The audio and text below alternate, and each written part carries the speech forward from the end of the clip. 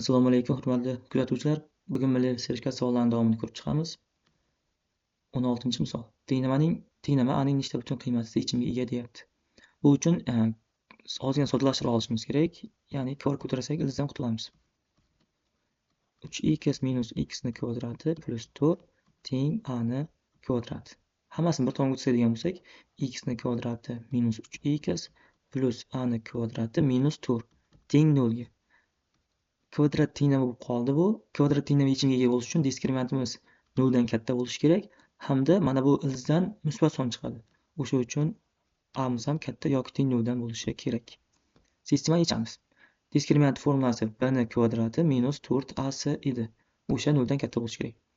Ishlaydigan bo'lsak 9 minus 4 ko'paygan 1 ko'paygan c ni o'rniga a ni kvadrati minus 4 ni qo'yamiz.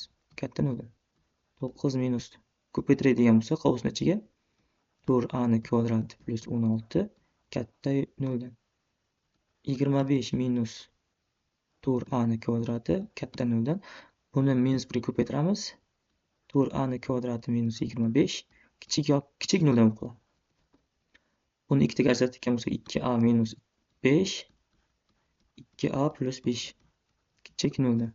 Sonni uqiga qo'yadigan bo'lsak minus 2,5 va plus 2,5 ga teng.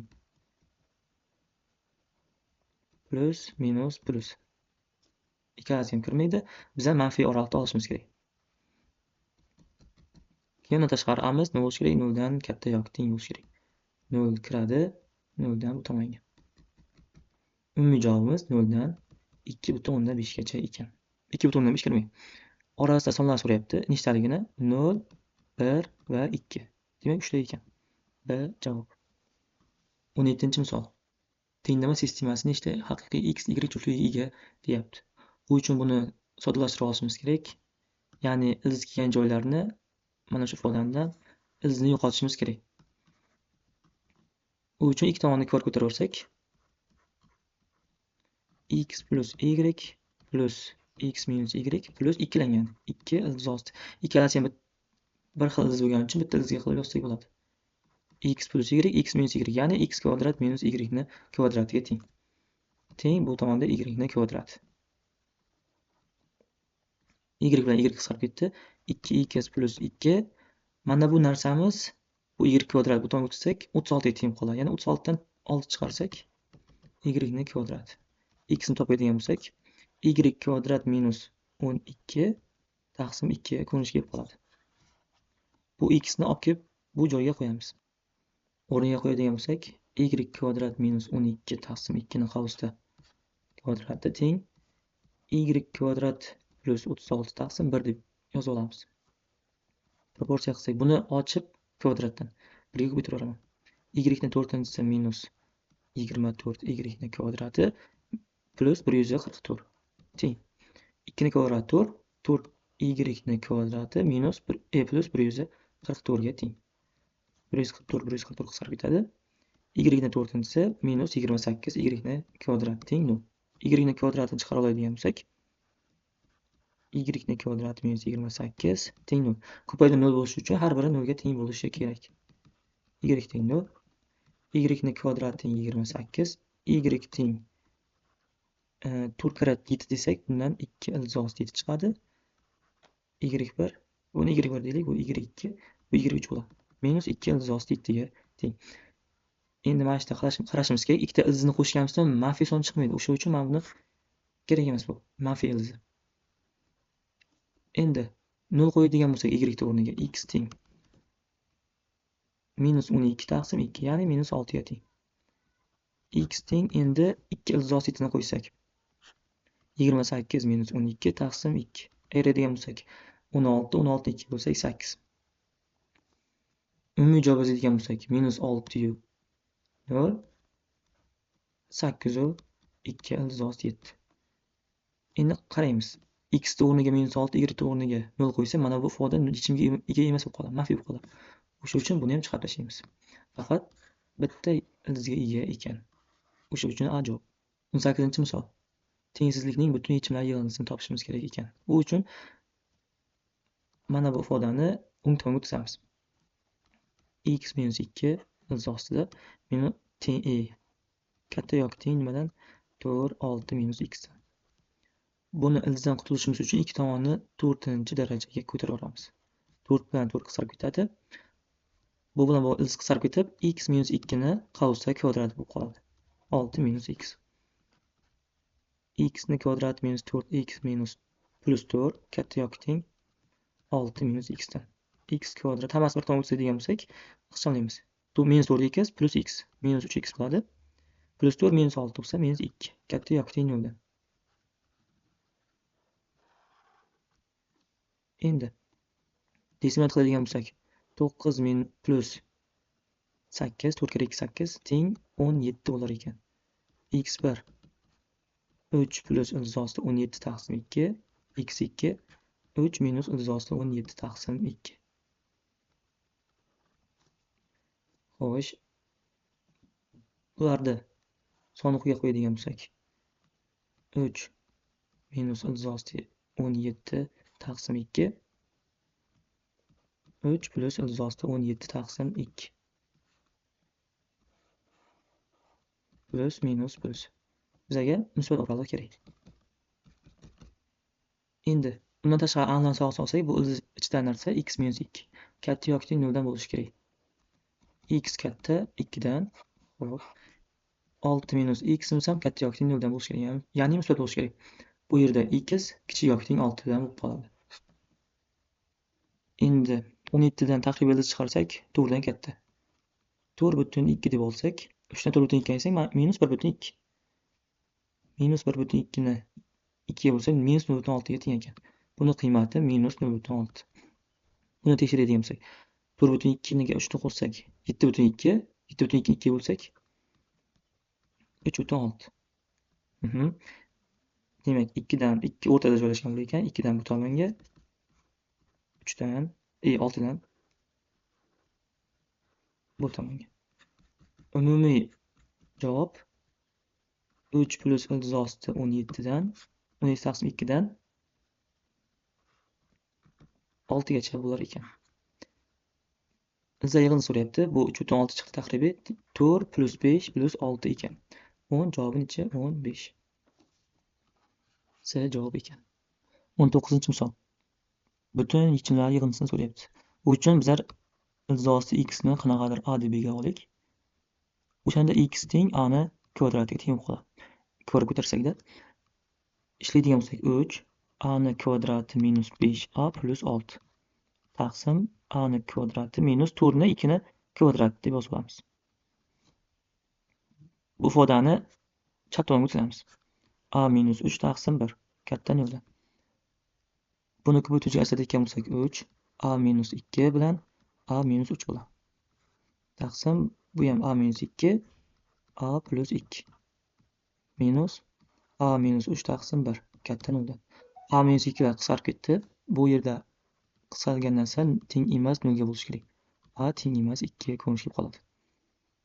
Bu ishlaydigan bo'lsa 2 teng emas necha bo'ladi? 4 ga. Endi qolganidan ikkalasi ham suratda a minus 3 bo'lgani uchun a minus 3 ni qovusini tashqariga chiqara olamiz. 3 taqsim a plus 2 minus 1 taqsim 1 katta 0 dan. Umuman qilib beradigan bo'lsak a plus 2 a minus 3 3 minus a minus 2 bo'lsa 1 minus a ko'rinish kelib qoladi. Taqsim a plus 2 katta 0 dan. Ishlaydigan bo'lsak a minus 3 a minus 1 ya'ni minus 1 ko'paytiryapman. A plus 2 kichik 0 dan qoladi. Minus 1 ko'paytirganimiz uchun ishora ham o'zgaradi. 0 dan topib so'nqi qo'yadigan bo'lsak, bu yerda a'miz ildiz osti x ga teng edi. X qo'ysak ildiz osti x teng 1, x teng ko'rib ko'tarib olsak 1 ga teng. Bu yerda ildiz osti x teng 3, x teng 9 bilan ko'rib ko'tarsak, bu yerda ildiz osti x plus 2 bu har doim musbat bo'lgani uchun tashlab yuboramiz. Bu kerak emas. Plus minus plus. Bizga manfiy oraliq kerak. 1 dan 9 gacha. Bu oraliqda 4 ni chiqarib tashlaymiz, chunki 4 ga teng emas bo'lib qolgandi. Bizlar yig'indisini topadigan bo'lsak, 1 ham kirmaydi, 9 ham kirmaydi. 2, 3, 5, 6, 7, 8. Ishlaydigan bo'lsak, 5, 5 ga 5 10, 10 ga 6, 16, 16 7 9 23, 23 ga 8 qo'shsak 31. Javobimiz 31 ekan. 20-misolda fx topishimiz kerak ekan. Birinchi ifodani o'zini yozib olaylik. A f x plus b bf 1 taqsim x teng 1 taqsim x minus 2024. Bu yerda mana shunaqa ifoda kelsa, x o'rniga 1 taqsim x qo'shishimiz kerak. O'shanda bu 1 taqsim x, bu x ni o'zi bo'lib qoladi. A f 1 taqsim x plus b f x bo'lib qoladi. Bunga ham 1 taqsim x qo'shsak x bo'lib qoladi minus 2024. Endi bu yerda fx topishimiz uchun ikkalasini ham mana bu yo'qotishimiz kerak. Bu b, bu a bo'lib turibdi. Oltita koeffitsient. O'sha uchun ikkalasi bir xil bo'lishi uchun buni a ga, buni b ga ko'paytiramiz. Ko'paytiradigan bo'lsak, a ni kvadrati fx plus ab f 1 taqsim x teng a taqsim x minus 2024a. Pastda esa ab f 1 taqsim x plus b ni kvadrati fx teng bx minus 2024 b bo'lar ekan. Bu qisqarib ketish uchun ayiramiz. Bu ikkalasi qisqarib ketadi. Bu yerda ikkalasi ham fx bo'lgani uchun fx ni chiqarib olamiz. A ni kvadrati minus b ni kvadrati bo'lib qoladi. Teng. Ayiradigan bo'lsak, a taqsim x minus bx. Buni qolsa olib qo'yaylik. Minus ikkalasini 2024 ni chiqarib oladigan bo'lsak, a minus b bo'lib qoladi. Demak, 1 taqsim x yozib ketibman, uzr. X ni o'zi bo'ladi. Bu yerda fx teng. Har birini bo'lib chiqsak, buni mahrajga o'tib qoladi. Yoki mahraj narsani 1 taqsim a ni kvadrati minus b ni kvadrati yozsak ham bo'ladi. A taqsim x minus bx minus buni ham a kvadrat minus b kvadrat bo'ladigan bo'lsak, manfiy qismi qisqarib ketadi, musbat qoladi. 2024 taqsim a plus b narsa qoladi. Bu D javob ekan. 21-misolda mana shu ifodaning qiymatini so'rayapti bizga. Bu uchun biz birinchi f2x ni topa olishimiz kerak. Ya'ni x o'rniga 2x qo'shishimiz kerak. 2x qo'ysak 2x minus 3 plus 3 f x minus 1. X minus 1 ni qo'yadigan bo'lsak plus 3 teng x plus 2 bo'ladi. Har birini o'rniga qo'yib chiqadigan bo'lsak 3 qovus ichida 2x plus 3 minus 2 ko'paytirishimiz kerak ekan buni. 2x minus 4 bo'lib qoladi. 3 2x lar qisqarib ketsa 3 minus 4 minus 1 minus 1 ni 3 ga ko'paytirsak minus 3 ga teng ekan. Javob. 22-misol. 22-misol ishlash uchun sinus 6 darajada x taqsim kosinus 6 darajada x ko'paygan 1 taqsim kosinus kvadrat x. X ko'rinishiga yoza olamiz. Mana bu tanginus 6-darajada x ga teng. Ko'paygan 1 taqsim kosinus kvadrat x dx. Endi bilamiz tanginusdan hosila 1 taqsim kosinus kvadrat x ga teng. O'sha uchun tanginus x ni qanaqadir a deb belgilasak, ikki tomondan hosila olsak 1 taqsim kosinus kvadrat x dx, ya'ni x bo'yicha hosila olingan bildirish uchun x yozyapmiz. Teng a dan hosila 1. Bu yerda da ko'rinishga qoladi. Ya'ni a bo'yicha hosila oldik degan ma'noni anglatadi. Bu bilan bu o'xshash bo'lgani uchun o'rniga da qo'yamiz. Da. O'shanda integral tangens x o'rniga a qo'ysak, a ni 6-si ko'paygan da. Endi bu nimaga o'xshaydi? X ni 6-si dx ga o'xshaydi. Bundan boshlanish oladigan bo'lsak, x ni 7-si, uzr. A ni 7-si taqsim 7 bo'lib qoladi. 0 dan nechagacha? Pi taqsim 4 gacha. Bu a ni qiymatlari emas, bu x ni qiymatlari. O'sha uchun a ni o'rniga tangens x qo'shishimiz kerak. Tangens 7-darajada x taqsim 7 0 dan pi taqsim 4 gacha. Birinchi pi taqsim 4 ni qo'yamiz. Tangens pi taqsim 4 da 1 ga teng. 1 taqsim 7 minus 0 ni qo'yishimiz kerak. 0 qo'ysak 0 taqsim 7. Javob 1 taqsim 7 ga teng ekan. S javob. 23-misolda mana shu funksiya 30 va 60 gradus oralig'ida eng kichik qiymatni so'rayapti. Bu uchun nima qilishimiz kerak? Biz x lar o'rniga mana shu 30 gradus va 60 gradus qo'yishimiz kerak. Undan tashqari mana shu y dan hosil olib 0 ga tenglashimiz kerak. Hamda va x kelib chiqadi-yu qiymatlari. O'sha x lar mana shu oralig'ga tushsa, u x larni ham mana shu ifodaga qo'yishimiz kerak. Keyin umumiy javoblardan eng kichik qiymatni topishimiz kerak. Demak, boshlaylik. Birinchi hosil olamiz, 0 ga tenglaymiz. Mana bu x 4 bo'lgan, bu yerda x deb yozilib ketgan. Y dan hosila teng. Buni bo'lma bo'yicha hosil olsak ham bo'ladi. Birdan hosila 0, ikkinchisini o'zi 1 minus kosinus x minus birinchisini o'zi ikkinchisidan hosila 0 plus sinus x taqsim 1 minus kosinus x ni qavsda kvadrat plus 4 dan hosila 0 ga teng ko'paygan kosinus x minus 4 ko'paygan kosinusdan hosila sinus x minus. O'sha uchun bu o'sib ketadi. Taqsim kosinus kvadrat x teng 0. Mana ifodani o'zi 0 ga teng. Bu minus sinus x bo'ladi. Mana buni kvadrat bo'yicha olib chiqadigan bo'lsak, 1 minus 2 kosinus x plus kosinus kvadrat x plus bu 0 bo'lib ketadi. Bu 4 sinus x ga teng. Taqsim kosinus kvadrat x teng 0. Endi mana ifodani bu tomonga o'tkazadigan bo'lsak, nusxa bo'lib qoladi. O'shani o'chirib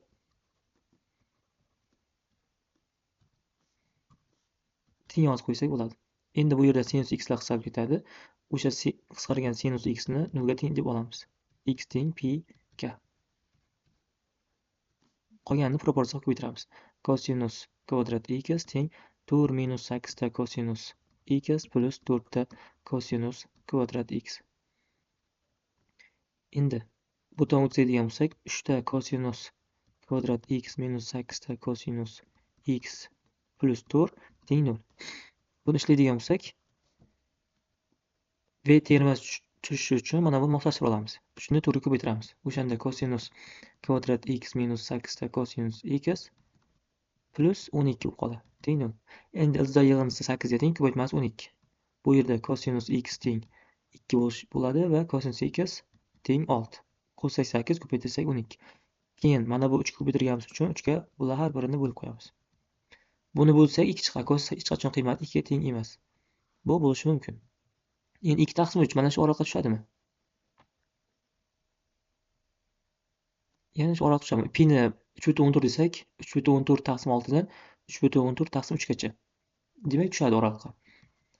Buni o'rniga qo'yamiz endi. Y teng 2 taqsim 3 ni qo'ysak 1 taqsim 1 minus 2 taqsim 3 plus 4 taqsim 2 taqsim 3.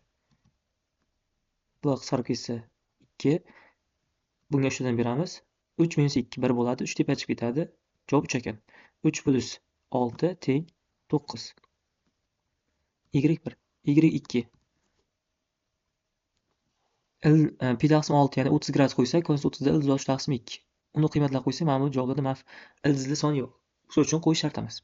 Pi taqsim 3 60 gradusni qo'yadigan bo'lsak, 1 taqsim 1 minus 1 taqsim 2 ga teng. Plus 4 taqsim 1 taqsim 2.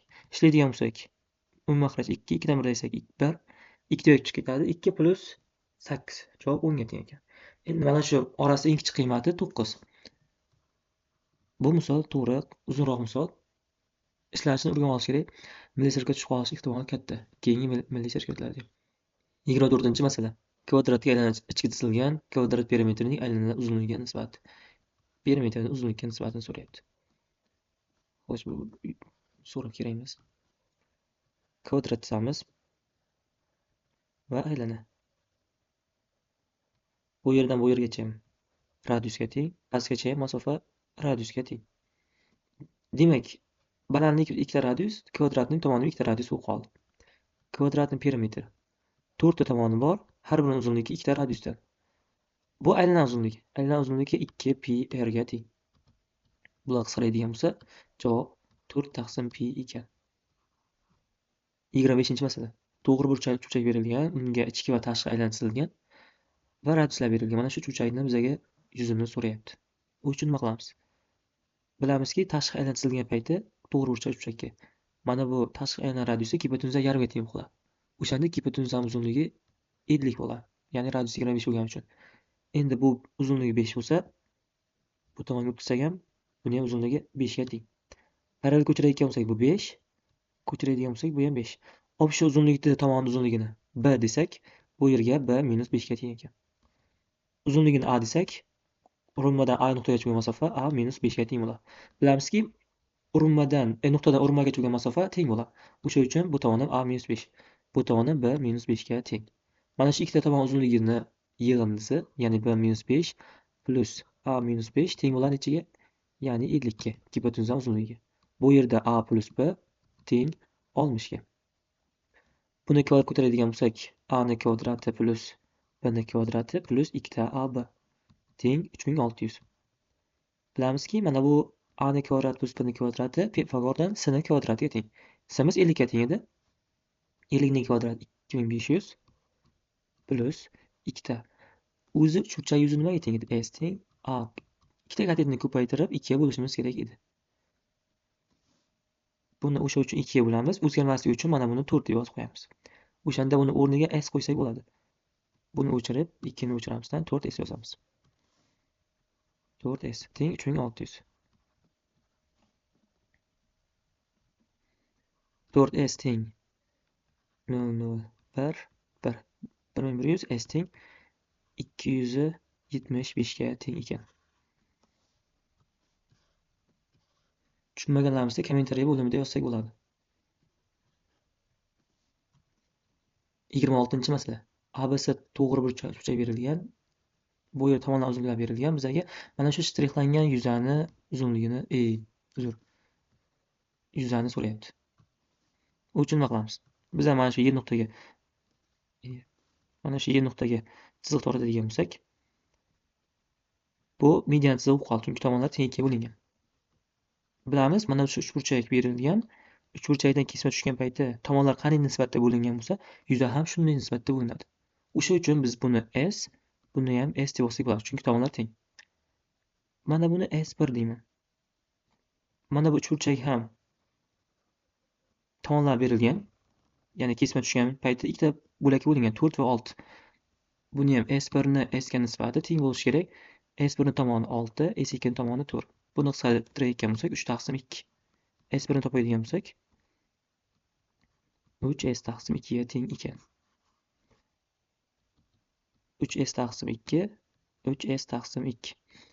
Endi biz общий uchburchak yuzini topadigan bo'lsak, mana bu tomon 10 ga teng, bu katet 6. Demak, bu katet Pifagordan 8 ga teng bo'lishi kerak. Uchburchak yuzini topadigan bo'lsak, katetni katetga ko'paytirib 2 ga bo'lamiz. 8 ko'paygan 10 taqsim 2. Javob 40 ga teng ekan. Bu 40imiz uchburchak yuziga teng. Har bir yuzani qo'shib chiqsak ham bo'ladi. S plus S 2s, bu ikkalasini qo'shsak 3s bo'ladi. Jami 5s. S ni topadigan bo'lsak, javobimiz 8 ga teng ekan. Bizga o'sha mana shu S ni so'rayapti. Javobimiz 8. B javob. 27-masala. Kvadrat berilgan, kvadrat ichida to'g'ri burchakda uchburchak turibdi. Mana shu bizga kvadrat yuzini topishimiz kerak. Men bu tomonni A deyman. Mana bu burchakni alfa deyman. Bu burchakni esa beta deyman. Mana bu yoyiq burchak bo'lgani uchun alfa plus beta plus 90 teng 180 ga teng bo'lishi kerak. Bu yerda alfa plus betamiz, o'shani 90 ga teng bo'lib qoladi. 90 ga teng bo'lsa, mana burchak 90. Bu ikkalasining yig'indisi 90 bo'ladi. O'sha uchun bizga beta kerak. Bu beta bo'lsa, bu 90 gradus. Demak, bizga alfa kerak. Endi qiladigan ishimiz bu tomonda b deb olsak. Bu uchburchak bilan mana bu uchburchak bizga o'xshash. Chunki alfa beta 90, alfa beta 90 burchaklar teng. Alfa qarasidagi a tomonda, alfa qarasidagi b tomonga nisbati. 90 gradus tomon 3 ni 90 gradus tomon 4 ga nisbati teng bo'lishi kerak. Orqasiga x yozib qo'ysak ham bo'ladi. Demak, a tomon uzunligini 3x, b tomon uzunligini 4x deb yozib olamiz. Pifagor qiladigan bo'lsak, mana buni uzunligi 16 minus 16x ni kvadrati. A buning uzunligi esa 9 minus 9x ni kvadrati. Tomonlarni bitta harfga bog'lab oldik. Endi bilamizki, kvadratni tomonlar bir-biriga teng bo'lishi kerak. Bu bilan buni yig'indisi mana bunga teng deymiz. 16 minus 16 x ni kvadrati ildizosida teng 9 minus 9 x ni kvadrati ildizda minus 4x plus. Bundan 16 ni chiqarib olsak 16 dan 4 chiqadi. Ildizosida 1 minus x ni kvadrati. 9 dan 3 chiqadi. 1 minus x ni kvadrati teng 4x plus 4x. Bu tomonga o'tkazadigan bo'lsak, ildizosida 1 minus x kvadrat, ya'ni ayirib ketadi 4 dan 3 teng 4x qoldi. Bitta kol ko'taraversa agar 1 minus x ni kvadrati teng 16x ni kvadrati. O'tkazadigan bo'lsak, x kvadrat 1 taqsim 12 ga teng bo'lib qolar ekan. Endi yuzani topishimiz kerak. Yuza degani kvadrat yuzasi. Bitta tomonni kol ko'tarib qo'ysak bo'ldi. S teng buni kvadrat izlab qisqarib ketadi. 16 ni chiqarib olsak 1 minus x ni kvadrati ekan. Bu yerda x o'rniga 1 taqsim 17 qo'ysak, makhraj 17, 1 ni ayirsak 16 taqsim 17. 16 ko'paytirsak 256 taqsim 17. Bu degani 17 butun yo'q. Bittadan 25 ichida bittadan 86 ichida 85 5 tadan bo'ladi. 1 taqsim 17. 15 butun 1 taqsim 17 degan javob. 28-masala. Bizga ko'p burchak berilgan, 6 burchakli. Mana shu shtrixlangan yuzani topishimiz kerak. 6 burchak ichki burchak 120 gradus bo'ladi.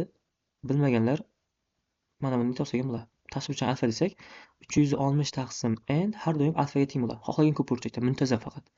Endi o'rniga 6 qo'ysak, bu yerda alfa chiqadi 60 gradus chiqadi. Mana shu chiqadigan 60 gradus bu tashqi burchagi. Ichki burchakni topish uchun yoyiq burchak, ya'ni 180 dan 60 dan ayiramiz. O'shanda 120 ga teng bo'lib qoladi. Bu ham 120 ga teng bo'ladi. O'shanda bu 60. 60 mana bu burchak. Bu burchak 90 gradus bo'ladi. Sababi 120 bo'lsa, 30 30 dan bo'linadi, yon tomonlar teng bo'lgani uchun. 30 30. O'shanda bunga 90 gradus qoldi. 90. Xo'sh, mana bu burchak ham 90 ekan. Bu burchak ham 90 ekan. Chunki 120 bo'lish uchun 30 ga qo'shamiz, 90 qo'shamiz. 60 bu burchakga 30 qoldi. 30 gradusda katta ikki hipotenuzani yarimga teng degan qoidamiz bor. Demak, hipotenuz 6 bo'lsa, bu 3 ga teng ekan.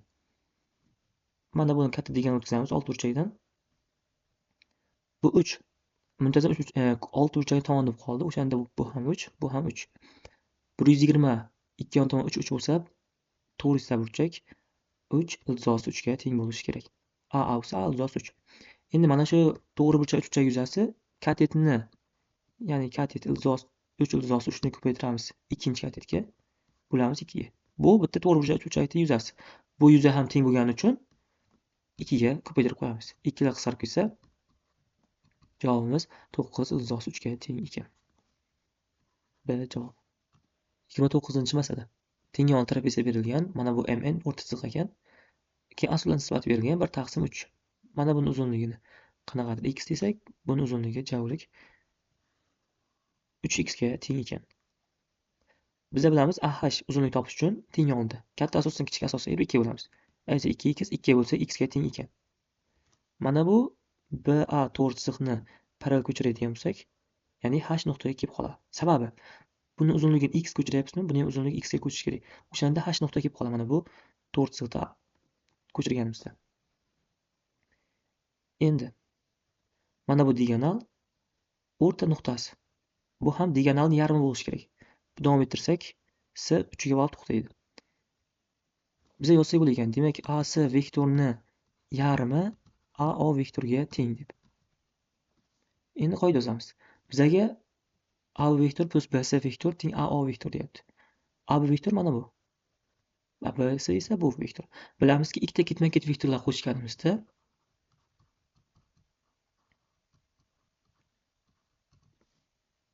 A dan C ga yo'nalgan vektor bo'ladi. Ya'ni bu nima degani? Ikkita eslab qolingizlar, mana shu ikkita ketma-ket yoki farqi yo'q nechta ketma-ket vektor bo'lsa ham, ketma-ket vektorlarni qo'shganimizda qarama-qarshi vektorga teng bo'lishi kerak. Mana bitta nuqtaga kelib qolgan vektorga teng qolishi kerak. Pastiga undan oldin AC vektorini o'rniga ikkita AO vektor deb yozib olamiz. Chunki bizga AO vektor bilan berilgan ifoda borda. Mana shuni yozib chiqadigan bo'lsak, A B vektor plus B BC vektor teng AO vektor. Bu yerda aynat qilishimiz uchun Mana bu A ni oldida ham nima bo'lishi kerak? 2 bo'lishi kerak. O'sha uchun 2 ga ko'paytirib chiqamiz. Mana.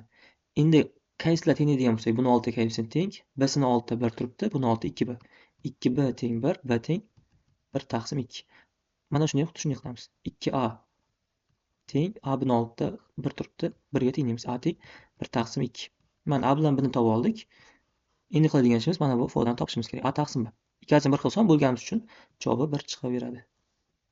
30-masala. Konusning to'la sirti asosining yuzidan 8 marta katta. Nima demoqchi? Asos to'la sirti asosining yuzidan 8 marta. Asos yuzi 8 marta katta ekan, to'la sirti agar asosiy yuzni 8 ga ko'paytirsak teng bo'lib qoladi. Endi konusning balandligi h teng 24 ga teng ekan. Bilamizki, konusni to'la sirti s yon plus s asos degan. 8 ta s asos. Bu tomon 30 degan bo'lsak, ikkita s asos teng s yonga teng qolgan ekan.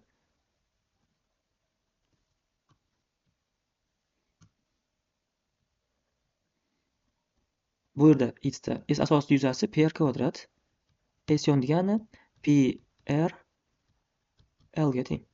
P lar qisqarib ketsa, radiusni kvadrati radius qisqarib ketadi, l teng ikkita p esa radiusga teng ekan. Endi konus chizadigan bo'lsak, konus mana bu balandlik. Bu balandligimiz 24 degan, bu yasovchi l 7 p ga 7 r ga teng ekan. Bu r ga teng. P4 qilsak, mana bu 24 teng bo'lib qoladi. Ildizosi 49 r ni kvadrati minus r ni kvadrati. 24 teng 48, 48dan 4 ildizosi 3 chiqadi. R ham chiqadi. R ni topadigan bo'lsak, 4 bilan bu qisqarib 6 bo'ladi. 6 ni ildizosi 3 ga bo'ladigan bo'lsak, 2 ildizosi 3 ga teng ekan. Mana radius kelib chiqdi. Biz endi qiladigan ishimiz konusni hajmini topishimiz kerak. V teng 1 taqsim 3 s asos ko'paygan h edi. 1 taqsim 3 s asos pr kvadrat, r ni kvadrat 4 kira 3 12 ko'paygan h 24. Qisqarayotgan bo'lsa 4 4 kira 24 96 p ga teng ekan. Javob. 31-masala. Bizga to'plam berilgan. Bu yerda d to'plam va y to'plamni umumiyini topishimiz kerak. Bu yerda x lar hamma haqiqiy son ekan. Bu haqiqiy son degani manfiy son ham, butun sonlar ham, kasr ham, ildizli son ham, manfiy son hammasi kiradigan sonlar. Bizlar birinchi a to'plamni yozib olsak. O'zimizga qulay qilib 2 dan 4 gacha barcha haqiqiy son 2.5 ham kiradi, 2.2 ham kiradi. O'zimizga qulay qilib butun sonlar ko'rinishi olsak ham bo'ladi. 2, 3 va 4. Mana shu oralig'ida sonlar, butun sonlar. Abasida esa 6 dan 8 gacha ekan. 6, 7, 8. S to'plam 3, 4, 5, 6 va 7. D to'plamimiz 3 dan 4 gacha ekan. 3 va 4. Y to'plamimiz 6 dan 7 gacha. 6 va 7. D, Y birlashmasi so'rayapti. D dan Y gacha. Bu degani ikkalasida ham borni hammasini olishimiz kerak. D bilan Y ni. Hammasi borni oladigan bo'lsak, 3 dan 4 gacha va 6 dan 7 gacha bo'lgan javoblar chiqar ekan. Endi mana shu javobni mana shu A, B, C 4 javob uchun izlaymiz. A javob tekshiradigan bo'lsak, bu yerda B bilan Y ni umumiysi hammasini olishimiz kerak. B bilan Y. 6, 7, 8 va 6, 7, 6 degan. Umumiy javobimiz 6, 7, 8 bo'ladi. 6, 7, 8 va D ni kelishmas deyapti. Bu yerda 3 tur bor, bu ichida 3 tur yo'q. O'sha uchun A'miz bo'sh to'plam bo'ladi. Bo'sh to'plam. Endi bo'sh to'plam bo'lgani uchun chiqib ketmaydi. Bizga mana shu javob kerak. B javob tekshiradigan bo'lsak, A bilan B ni birlashmasi 2, 3, 4, 6, 7, 8. Demak, ikkalasida bor, hammasi bo'ladi. 6 ta elementi bor ekan. Endi C bilan kelishmasini olishimiz kerak. C'da 3, 4, 5. Bunda ikkalasi 5 bo'lgan, yo'q bo'lgani uchun 5 ta olmaymiz. 3, 4 va 6, 7 ni olsak bo'lar ekan. 3, 4, 6, 7. Demak, javobimiz B javob.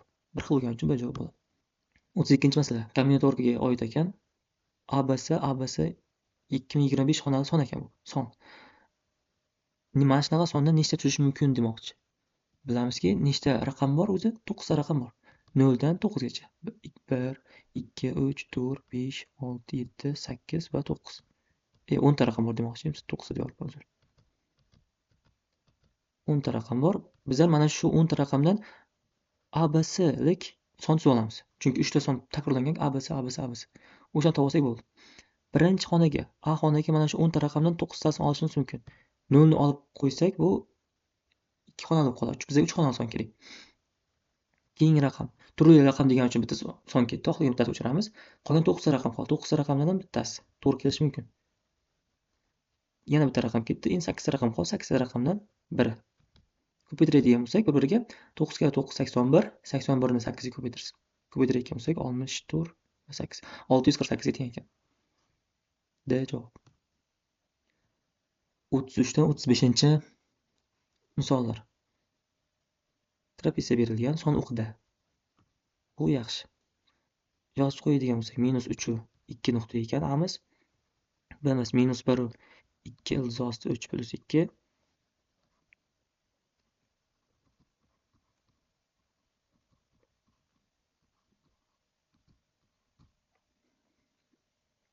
A nuqtadan pastga tushiradigan bo'lsak, bu x o'qimiz -3. A nuqtadan bu nuqtagacha bo'lgan masofamiz 3 ga teng ekan. Tushiradigan bo'lsak, bu 9. Bu yerdan bu yergacha masofamiz, demak, 9 ga teng ekan. Bu uchun pastga yozib turaylik o'shani. Mana buni bunday uzuk-uzuk balandga tushiradigan bo'lsak, bu -1 degan nuqtamiz. Demak, bu masofamiz 1 ga teng ekan. Endi общий masofa 3 ga teng edi. Bu tomonga 2 qoldi, uzr. 2 qoldi.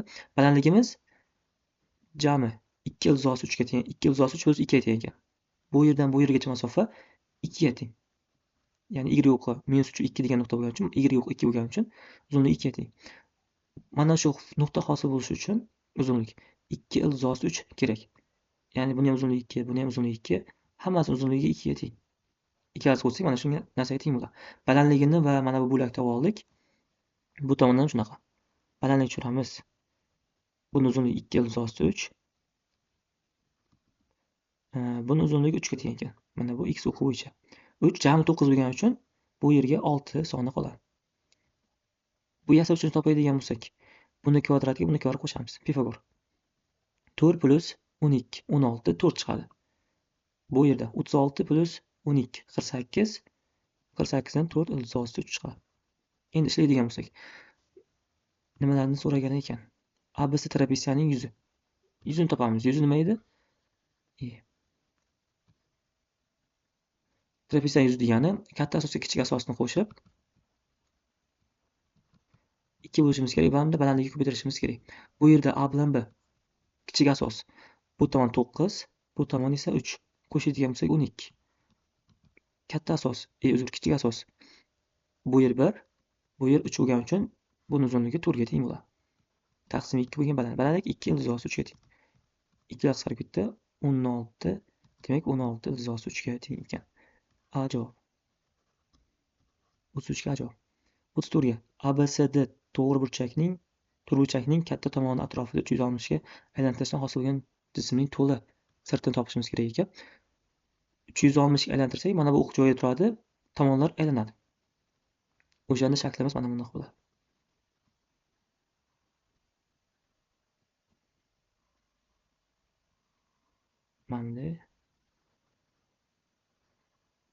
Mana shunday. Mana bu ikki chekkasi konus bo'lib qoladi, o'rtadagi jism silindr bo'lib qoladi. Buni to'lasini topish uchun konusni yon sirti kerak, asos kerak emas, chunki asos ichkarida. S to'la deb yozamiz. S yonida formulasi P R L ga teng edi.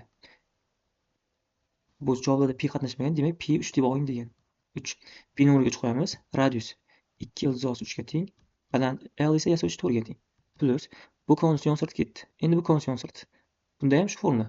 3 ko'paygan radius 2 ildiz 3, yasovchimiz 4 ildiz 3 ga teng ekan. Plus endi silindrni yon sirti kerak. Buni ham aslo kerak emas. Ichkarida. Silindr yon sirti 2pr ni balandligiga ko'paytiramiz. Ya'ni asosini aylanasi uzunligi balandlik ko'paysa yon sirtning yuzi kelib chiqadi. 2p 3 ga teng radius. Buni ham 2 ildiz 3, balandligimiz 4 ga teng. Ya'ni bu masofa 4.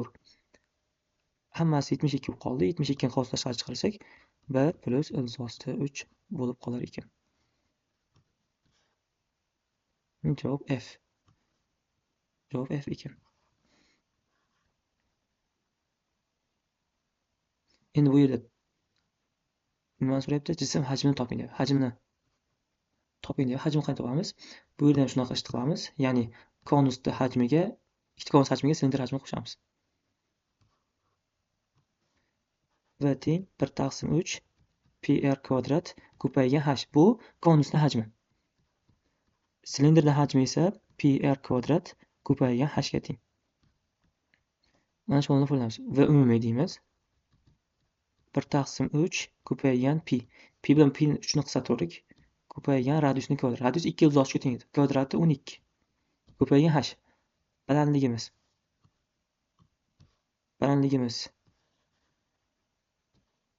2 ga teng ekan. 2 ko'paygan plus ikkinchi konus 1/3 pi r kvadrat. Uni ham 2 uzoqcha teng, kvadrati 12. Ko'paygan balandligimiz 6 ga teng. Plus silindr pr kvadrat, pi yana 3 deb olamiz, radiusni kvadrati 12 ko'paygan balandligimiz esa 4 ga teng mana. Endi uni ishlaydigan bo'lsak, pi bilan 3 qisqarib ketdi. 12 kare 2 24 plus 12 kare 6 72 plus 12 kare 12 144. Javobimiz 240 ga teng ekan. O'shanda D javob ekan. Shu yerda darsimiz nihoyasiga yetadi. Rahmat hammaga. Keyingi videoda qolganini yozmani ko'rib chiqamiz. Tushunmagan qolgan joylar bo'lsa, kommentariya bo'limida yozishingiz mumkin.